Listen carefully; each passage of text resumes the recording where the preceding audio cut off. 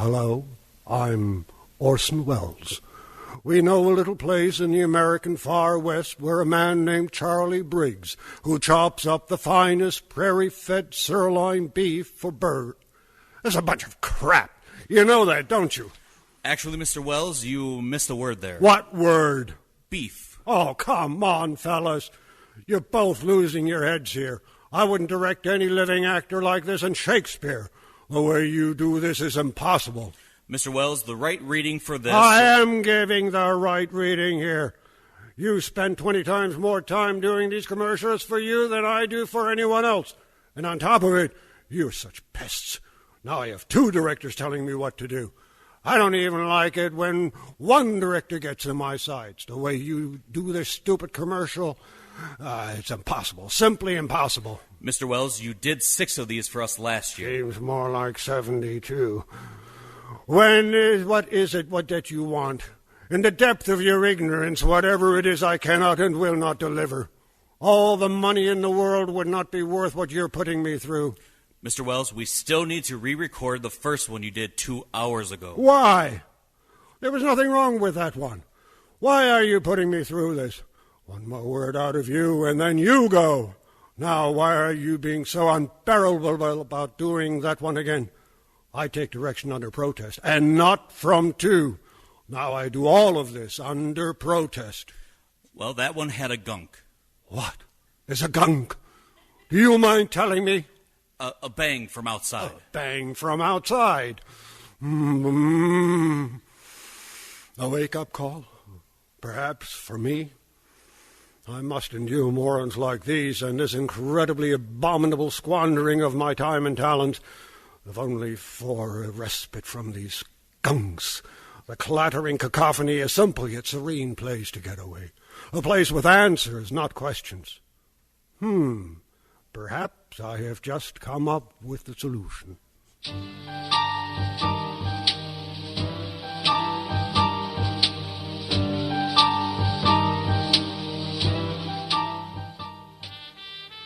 And good morning. This is the WGTD Radio Theater. We're on the air in this, our 14th season, and this is show number 116. And today's show is The Kane Shadow. Sayonara, my friends. And today we are broadcasting live from Lake Lawn Resort on beautiful Delavan Lake in Delavan, Wisconsin, where they are celebrating their 140th anniversary of this historic resort.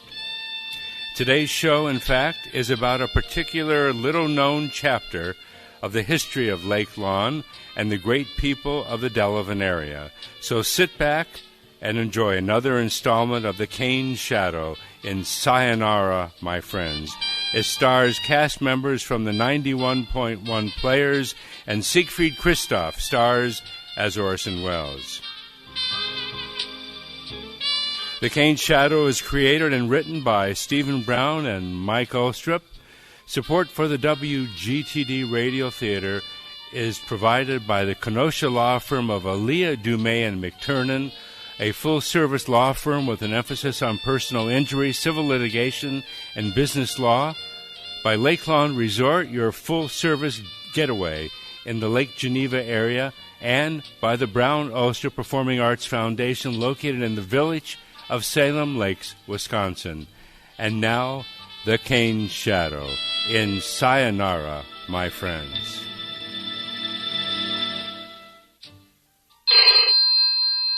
Good morning. This is the office of Orson Welles. Lenore speaking. I hope you're having a wonderful day. How may I help you? Hello, this is Orson Welles. Lenore? Oh, Lenore, I forgot you're standing in for Jeanette while she's on vacation. Why Jeanette had to go on vacation is beyond my comprehension. Why, Mr. Wells, partaking in vacations and other time away from work only benefit the employee and therefore benefit the employer. Vacations help clear the head, unclutter the mind, allow room for new thinking, new creativity, all of which will help the employer. And in this case, that's you achieve his or her own objectives. Yes, Mr. Wells? Lenore, I want you to change my travel plans. Why, Mr. Wells? Is something not to your liking? Did the hotel not work out? Was the restaurant not up to your standards? Something that the airline didn't do right? They didn't bump you down to coach now, did they? No, everything in Chicago was fine. Everything save the recording of that commercial. In fact, that commercial is why I need some time to relax. Oh, wonderful idea, Mr. Wells. Like I was saying, a vacation is such a marvelous way to... I will be going to Delavan, Wisconsin. Please arrange my car and hotel. Any particular preferences for your car or hotel? Oh, see if they have an old Yugo that's gathering dust.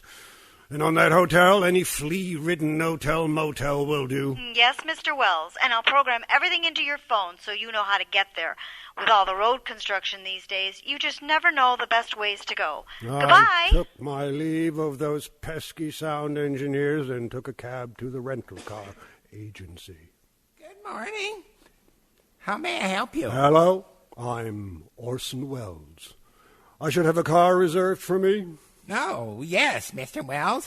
I have your car right here. Yes, here's the record. Now, the person that called in the reservation said you wanted a Yugo. What? Unfortunately, we don't have any Yugos. In fact, I don't believe they're being made. But I do have a VW Beetle. I had it pulled up for you. You can see it right out the window. Would that be adequate? Sir, look at me. And then look at that car. Now, you answer your own question. Is a VW Beetle adequate for me?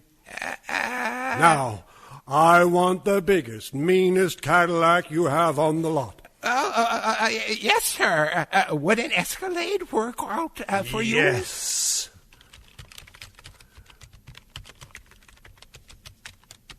And here we go, Mr. Wells. I've just adjusted the reservation. And please, I do not hold you at fault for this whatsoever. I'm just very weary of the level of incompetence lately, and now I've just added another person to it, and she will be getting a call from me very soon. Oh, here are your keys, Mr. Wells. An attendant is pulling the car up now. Thank you. I threw my bags into the back of the Escalade and started my journey to Lake Lawn Resort, or so I thought. The GPS on my phone started up right away, just as Lenore promised. Please exit to the nearest road. And so we were off. The GPS took me up the tri-state to Wisconsin and then west on Highway 50, through Lake Geneva and on to Delavan. Please turn right at the next light. That's odd. Lake Lawn is right on 50. Why is it telling me to turn? Maybe there's some construction ahead or something.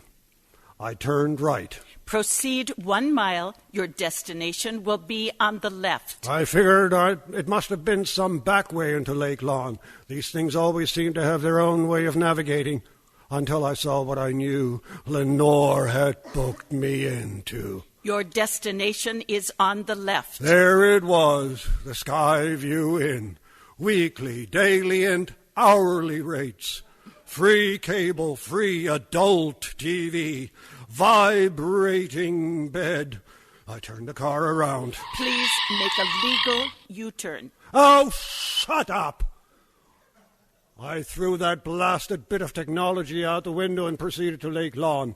I've been there dozens of times. I didn't need some mechanical voice from hell telling me where to go. I finally turned into that long, inviting driveway to Serenity.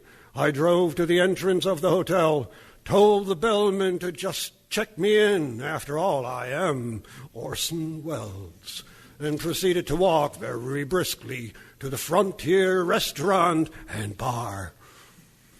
Rodney, quickly, I need a Jack on ice. Mr. Wells, coming right up. Got a light? There you go. So, Mr. Wells, what happened? Why Oh, are you just here? a second, Rodney. I need the chemicals to settle in. Oh, I tell you, Rodney, that's been a nightmare. First, an absolutely dreadful morning recording radio commercials again, and then my secretary royally botched my travel reservations here. Jeanette goofed up your reservations? That doesn't sound like her at all. I know she can be a nightmare, but you have to admit, she does good work. Oh, no, it's not Jeanette. Not Jeanette at all. Oh, no, Jeanette's on vacation. Am I on vacation? Oh, no, not me. But Jeanette goes on vacation, leaving me with Lenore. Lenore? Oh, yes, Lenore. Sweet Jeanette brought her in from a temp agency. I'm certain there's some kind of vengeance involved. In fact, could I use the phone, Rodney? Mine met with unfortunate circumstances. Toss it out the window again? Yes. Here you go, Mr. Wells.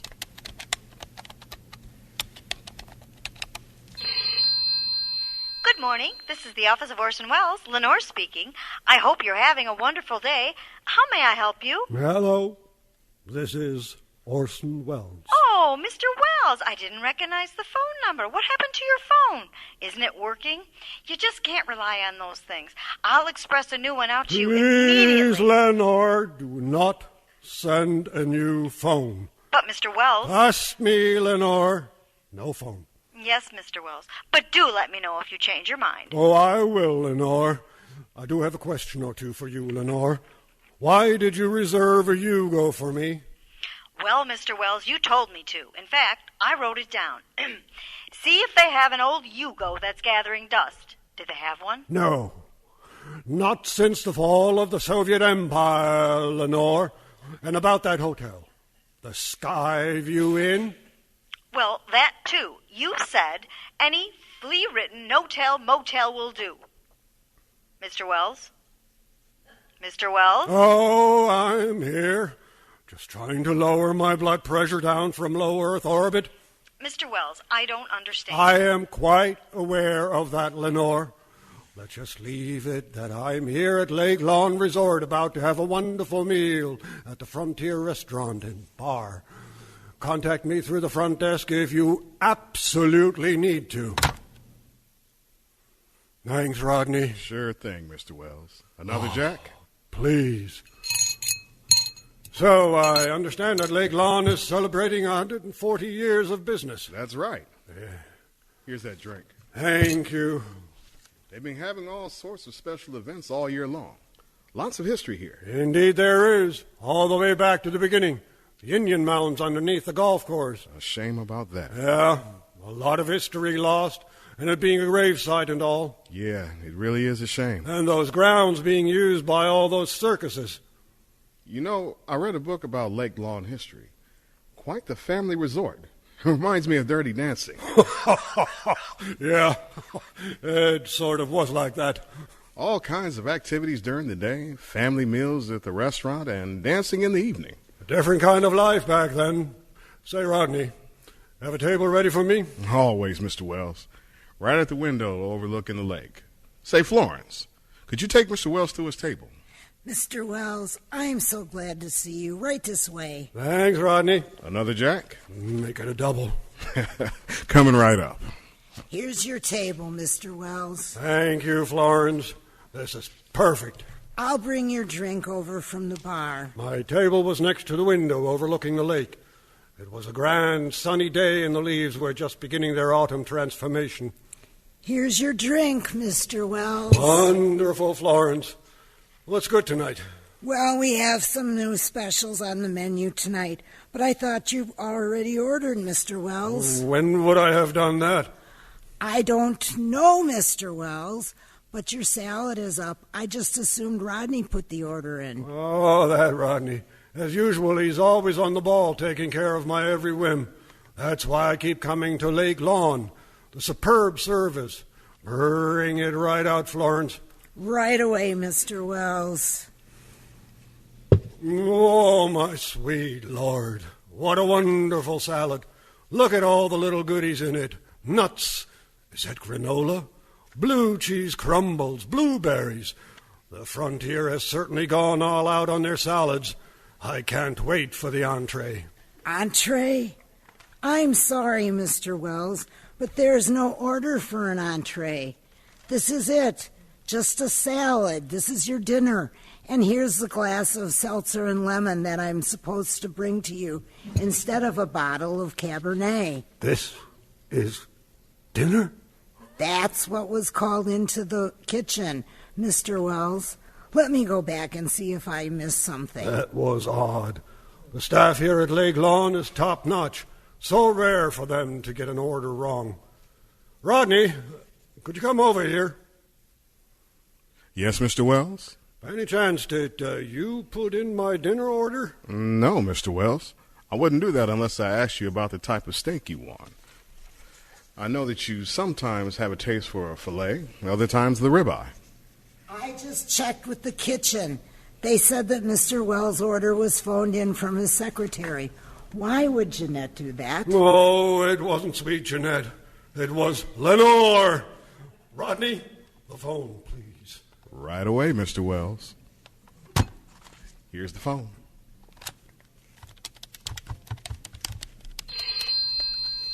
Good morning. This is the office of Orson Welles. Lenore speaking. I hope you're having a wonderful day. And how may I help you? Hello, this is Orson Welles. Oh, Mr. Wells, it's always so nice to hear from you. Why, in the realm of all that is holy, would you ever order my dinner for me, let alone just a salad? Well, I thought I'd save you the trouble. And they have such delightful low-cal options on that menu there. Lenore, I do not do no cow. Now, Mr. Wells, I don't want to offend you, but you are a bit on the heavy side. A salad now and then wouldn't hurt you. I had to end that conversation before I went through that phone line and strangled her little throat. After all, it wouldn't do for Orson Welles to be convicted for murder.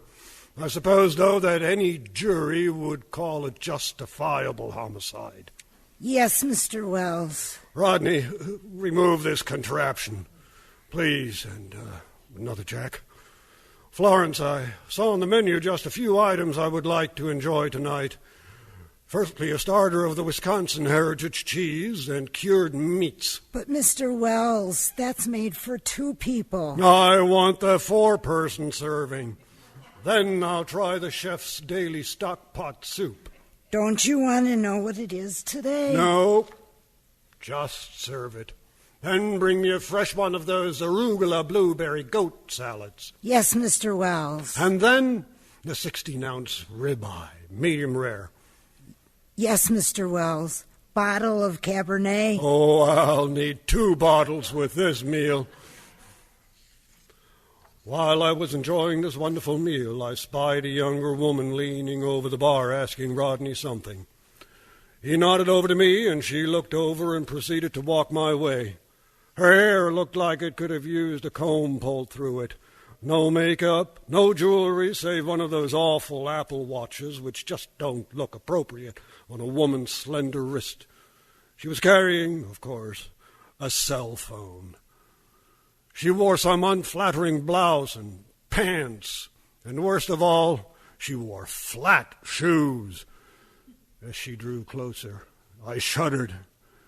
What was approaching me was worse than the walking dead, worse than a rabid wolf whose fangs were dripping human blood, worse even than the dark lord of hell himself. It was a millennial. Are you like, Orson Welles? Yes, I'm Orson Welles. And you? I'm Madison St. James. Oh, of course and I was you wondering are. if I could, talk to you about something? Well, it is in the middle of my dinner, but if you don't mind, I certainly don't. Please join me. Thanks, Orson. Orson? Would you like something to drink? A bite to eat? Sure. Something to drink would be great. Florence? Yes, Mr. Wells. Please bring my guest Lemon-tini with extra sugar? lemon-tini with extra sugar. A lemon-tini with extra sugar? Coming right up. So, Miss St. James, how may I help you? Ms.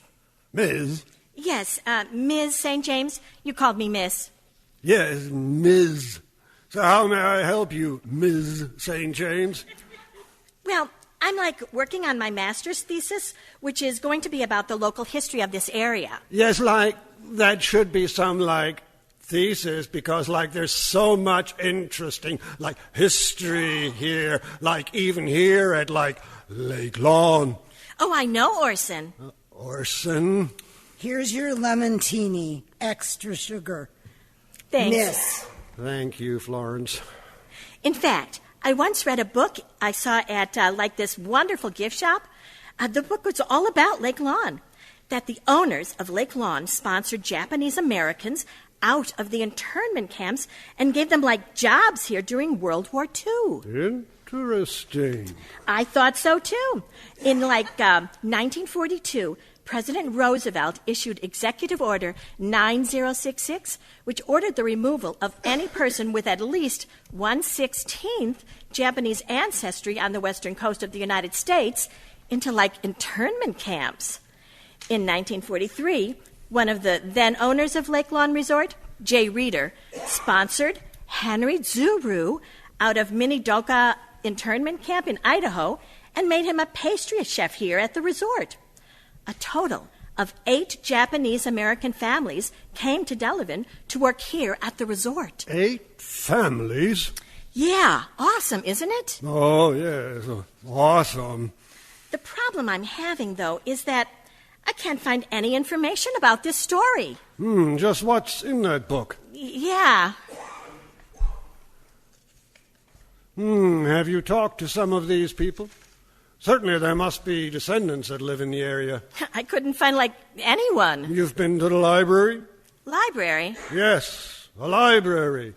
Who am I to say, but it would seem that would be a place to start. What about the Historical Society? Historical Society? Yes, the Historical Society. Where have you been doing your research? No, wait. Let me guess. On your phone? On the Internet? Well, yeah. Well, miss, the Internet is a wonderful invention. But there are also some wonderful other sources that have not been digitized. Listen, you be on your way and let me work my wonders at investigating this mystery of the missing Japanese Americans. I finished that wonderful dinner, loosened my belt, and made my way back to the bar to have a brandy. Rodney, could you please hand me the phone and a light if you have it? Here you go, Mr. Wells. Thanks, Rodney. You are welcome. And you do know you're not supposed to smoke inside. Yes, I do. Good morning. This is the office of Orson Welles. Lenore speaking. I hope you're having a wonderful day. How may I help you? Hello. This is Orson Welles. Mr. Wells, I knew it was you. I can tell from the phone number. It's always so nice to hear from you these days. I know, Lenore. I have a few things I'd like you to do. I want you to do a complete research study on the Japanese Americans at Lake Lawn Resort. Pardon me for asking, but why does anyone care that there are Japanese Americans anywhere, let alone at Lake Lawn Resort? Lenore, not today, during World War II, you know, the internment camps. There was an internment camp at Lake Lawn Resort? No, not here, but if there were one, you'd be the first person I'd put in it. Now, I want you to find out everything you can about Japanese Americans being sponsored out of the internments and being brought here to work. That really happened? Yes, apparently it did. Look up everything on the Internet, call the National Park Service. I know they have preserved some of those camps. See what they know, etc., etc., etc. Will do, Mr. Wells. This sounds interesting. It sounds like a great story.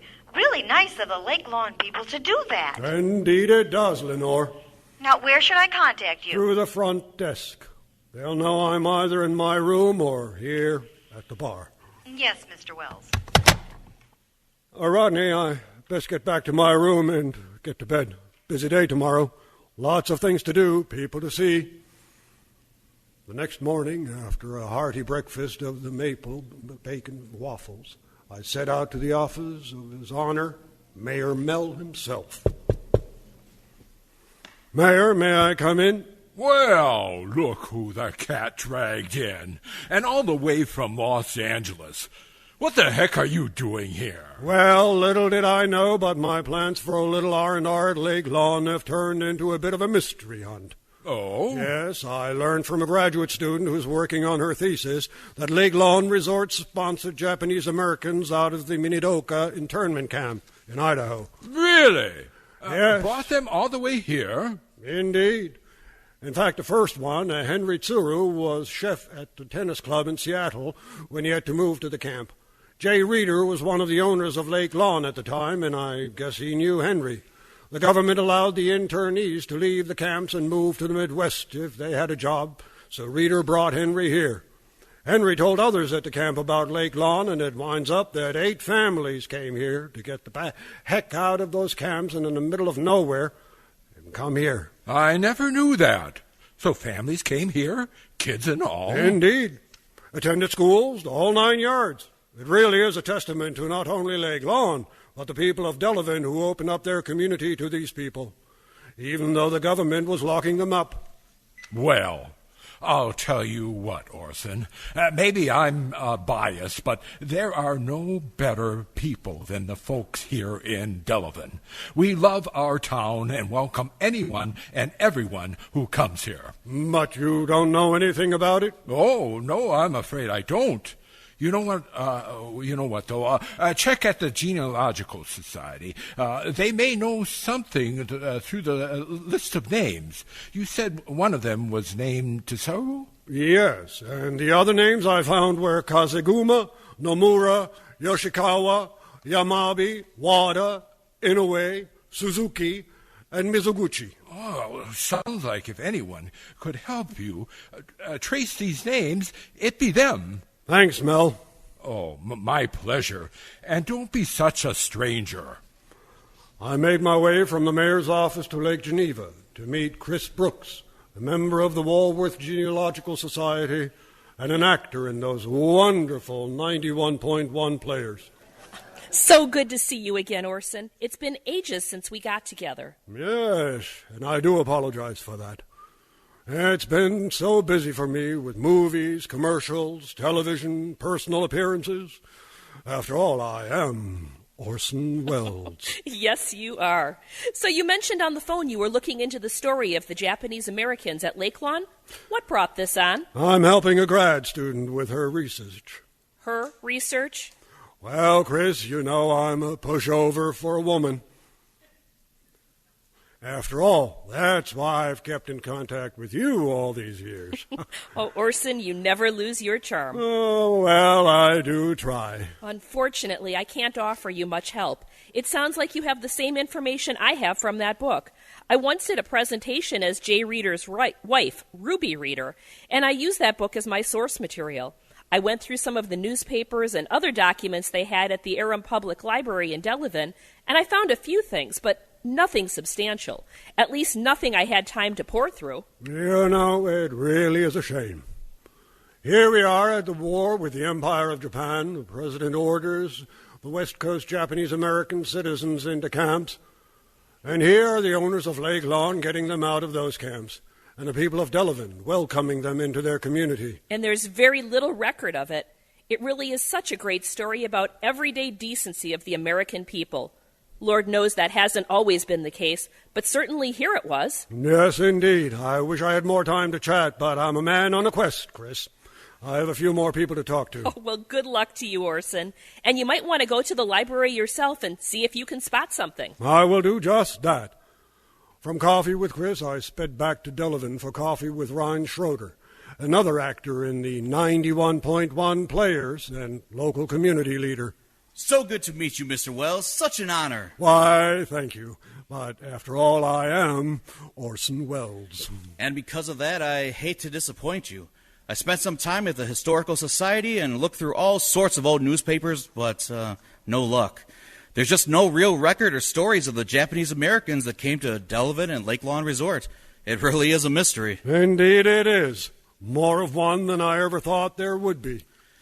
And it's such a great story. I mean, Delavan is chock full of such stories, and we have all sorts of records and books. Heck, the wall dog murals depicting the history are painted on the walls of buildings all around Delavan. And those murals are about all sorts of local history, major and not so major. They really are something to see. Indeed they are. Any other leads for me to follow? I do have the library to get to yet. Well, from what you've told me, you've covered just about everything. I know the library has some file cabinets and shelves with all kinds of, old city and high school records, some county stuff.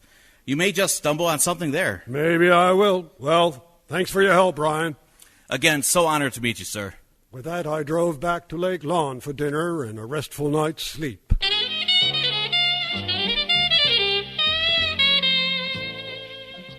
The next morning, I was enjoying a breakfast of steak and eggs, a truly magnificent meal of a grilled 8-ounce New York strip steak, fingerling potatoes, and 2 eggs, when Florence came up to me and asked, Mr. Wells, there are several packages for you that were just delivered to the front desk.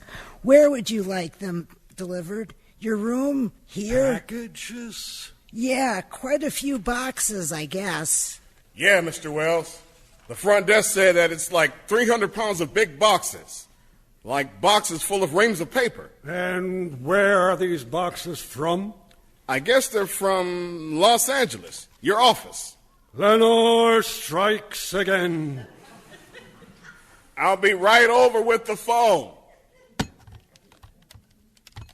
Thanks, Rodney. You're welcome.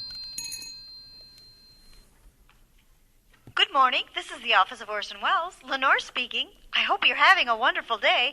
And how may I help you? Hello, this is Orson Welles. Mr. Wells, I knew it was you. I can tell from the phone number. It's always so nice to hear from you Lenore, and find out... What, pray tell, did you have delivered to me? Well, that research you asked me to do. Wait, I don't understand. You found 300 pounds of paper worth of research about the Japanese Americans at Lake Lawn Resort? Oh, I found nothing. At least nothing more than what you already knew from that book. So what is in all those boxes? Well, I just thought you would want to know that I've been very thorough in my research and would want to see the copies of all the web pages I looked at. So I have 300 pounds of paper waiting to be delivered to my room that will tell me nothing? It really is a mystery, isn't it? Rodney, I know it's only 10 in the morning, but I need a Jack on ice. After dealing with recycling 300 pounds of paper, Al Gore would be so proud of me. Not so much with Lenore. I head to the Aram Public Library in Delavan. The file cabinets you were referred to are here, but it's really these 2 drawers. And then over here, these shelves have all sorts of books and maps and things that go back quite a way. There are some books about Walworth County, too. Thank you so much. You know, I've spent my whole life here in Delavan, and I just never knew about this. It is just so strange that there isn't more of a record. Well, that's a mystery I'm trying to solve. Well, you can use this table right here next to the files. Now let me know if I can be of any more help. Thank you, madam. I opened the top drawer of the 2, and what better way to start than from the front? There were file folders full of old maps, city plans, sewer maps, newspapers, World War I veteran lists. Then I came across some programs from the high school class reunions. And sure enough, I found pictures of Florence Tsuru, class of 1946. She went to a business school in Milwaukee and moved to Chicago. Jean Kazaguma, class of 1947, went to a Gregg business school, moved to Chicago. Lois Kazaguma, class of 1949, graduated from the University of Wisconsin and became a buyer at Carson Peary Scott. Frank Tsuru, class of 1951, a buyer at Sears in Chicago. I felt like I hit the jackpot. I was beginning to doubt that the story of these people was some sort of legend, but there they were. I made my way to the shelves in the corner, and I went right for the yearbooks. Sure enough, a picture of Florence Tsuru, nicknamed Flo, heading for the UW. I'll have to watch my diet. She was in Glee Club, bowling, mixed chorus, Spanish club, and on the newspaper. Jean Kazaguma, nicknamed Stoop, can cook and sew. William Wada, nicknamed Bill, golf pro and football. Look what I found. Why, sure enough, there they are, just like any other students, all grown up, a list of all sorts of activities and plans. Of course, why wouldn't they be like anyone else? True enough. At the same time, the war in the Pacific was a real grind as we fought from island to island. A lot of men died, and there were a lot of bad feelings. And yet, the people of Delavan knew the difference between the Japanese versus the Americans, no matter where their ancestors came from. They could indeed. Now, here's an interesting name of a student, Messerschmitt. I wonder if he was teased. One mystery at a time, madam. The librarian helped me make copies of anything, and I was on my way back to Lake Lawn Resort and the Frontier Restaurant and Bar. Later that afternoon, I was to meet Miss St. James at the bar. When are you heading back to L.A., Mr. Wells? Oh, I'm not sure, Rodney. I think I may spend a couple more days here. I can't face Lenore just yet. Missing Jeanette? I'll tell you, Rodney, as much as Jeanette can get under my skin, I have never been so beside myself with an assistant like Lenore before. Reserving a Yugo for me, booking me at the Skyview Inn, pre-ordering a salad for me, sending 300 pounds of paper to me, express mail. I'm Orson Welles. I do have to admit, that salad thing was funny. Oh, I'm sure you and Florence had quite a show there, Rodney. Another Jack and Ice? Sure, why not? Hey, Orson. Hey, Rodney. Good afternoon, Ms. St. James. Would you like a lemontini extra sugar? Oh, that would be like awesome. Rodney, could you please serve Ms. St. James an awesome lemontini with extra sugar? Coming right up. Here are your drinks. Thanks, Rodney. Orson, I just want to thank you so much for all your help. You were a lifesaver. Orson? I never, thought about looking at the yearbooks or any of those other places you mentioned. In fact, thinking about it now, you might want to head to the high school and see if they have a complete record of those yearbooks. I'm not sure how long those people stayed in the area after the war, but apparently some families stayed on into the 1950s. But where do you think they went? No doubt back to Washington State. Even though immediate family was here, there was no doubt extended family that was stuck in those camps for the duration. Afterwards, they probably moved back to Seattle or wherever, tried to restart their lives. When you think about it, there really is no mystery at all. People move on. They find jobs in other cities, like Chicago, get married, have kids. Life happens. Indeed it does. But what I think was, sweet is that everyone here at the resort and in town just, accepted everyone. Like the war didn't matter. It certainly speaks well of the local folks. War can make for complicated times, and that was especially the case then. The stakes were very high. We were faced with very fierce and industrially advanced enemies on two fronts. It would have been so easy to take out some kind of revenge on innocents. But didn't we do that? Take revenge on innocents when we put American citizens in those camps? All those names had Anglo-Saxon first names. Yes, they did. But when there are bad times, we see the good in people, too. The good in people shown here at Lake Lawn Resort. Look at Ruby Reeder, the wife of one of the owners. She saw that Louis Casaguma was feeling lonely here in Wisconsin when she came with her dad. After all, Lois left her friends back at the camp. Ruby would take Lois on day trips with her own children. The children of the employees all played and explored the grounds together. There are stories like this all over this country. We just have to find them and remember them. And that, Ms. St. James, should be part of your mission. It will be, Orson. It will be. Miss Brooks, what are you doing here? Would you like a drink? Hi, Rodney. Hi, Orson. Chris, this is Madison St. James, the grad student I told you about. Well, Madison, you certainly lit the mystery bug in Orson here. Yeah, I guess so. It was a lot of fun. Miss Brooks, would you like that drink? Oh, she's here to have dinner with me, Rodney. Should I get Florence to show you to a table? That wouldn't be necessary. We'll be dining in my suite. Send over a bottle of champagne. Okay, Rodney? I'll make that 2 bottles. After all, I am Orson Welles.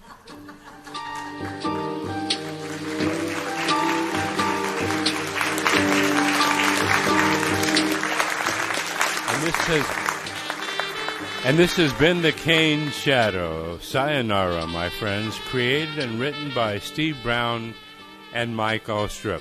Our director for today's show was Renee Bouchel. Starring in today's show, Julie Burton, Siegfried Christoph as Orson Welles, Art Dexter, Vicky Dumais, Brett Hodek, Janelle Powers, Anne-Marie Schmidt, Cameron Spencer, and Naomi Weissman-Zabler. Our production crew, Dave Janzer, our chief production engineer, Chuck Janzer, sound engineer, Mike Ullstrup, live sound effects, and yours truly, Steve Brown, handling recorded sound effects. And today's script is based on the process that we actually have here. Steve Brown and Mike Ullstrup actually did the research about Lakeland Resort and the story of Lakeland helping Japanese Americans get out of the internment camps. If you want more information about that, go to www.brown-ullstrup-foundation.org and click on the Learn tab. We have all kinds of information, including yearbook entries from the students who attended Delavan High School, pictures from that book, and also history of Lakeland Resort and information from the National Park Service. The WGTD Radio Theater will next be on November 10th at our usual time of 11:15 here at Lakeland Resort on beautiful Lake Delavan. The show will be Deep Stealth, the latest in American stealth submarine technology. The Virginia-class submarine finds itself in a head-to-head battle against German World War II U-boats. Support for the WGTD Radio Theater comes from the Kenosha law firm of Aaliyah, Dumais and McTurnan. Also, Lakeland Resort, your full-service getaway in the Lake Geneva area, and the Brown-Ullstrup Performing Arts Foundation. I'm your host, Steve Brown, wishing you a great day.